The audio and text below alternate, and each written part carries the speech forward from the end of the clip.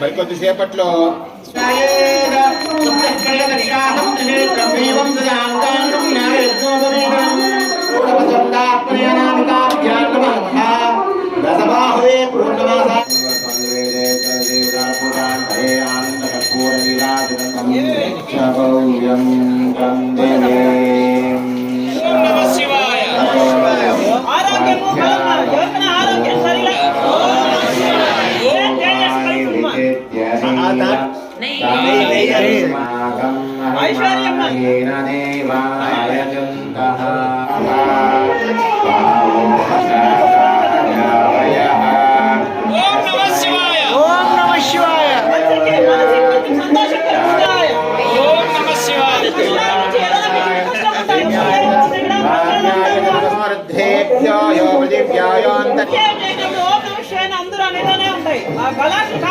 రుద్రాయ నీలకంఠ ఓం నమః శివాయ ఓం నమః శివాయ ఓం నమః శివాయ ఓం నమః శివాయ ఓం నమః శివాయ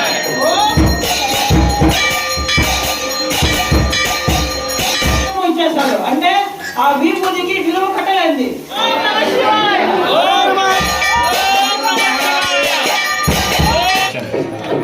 చంద్రము చంద్రమిచ్చుకుంటూ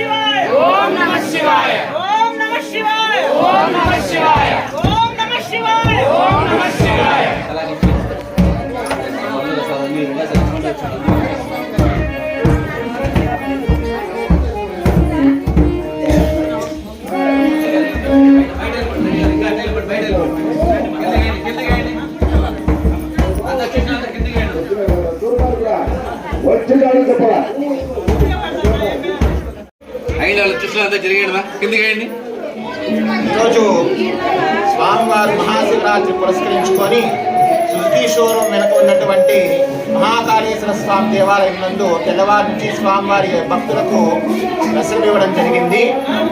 ఈరోజు తెల్లవారు 6 గంటల నుంచి మొదలయ్యి రాత్రి 12 గంటల వరకు స్వామివారికి 4 యామాలకు గాను తెల్లవారి 6 గంటలకు, అలాగే మధ్యాహ్నం 12 గంటలకు, సాయంకాలం 6 గంటలకు, 8 గంటలకు రాత్రి లింగోద్భవంతో చాలా చక్కగా పంచామృత అభిషేకాలు జరగడం జరిగింది.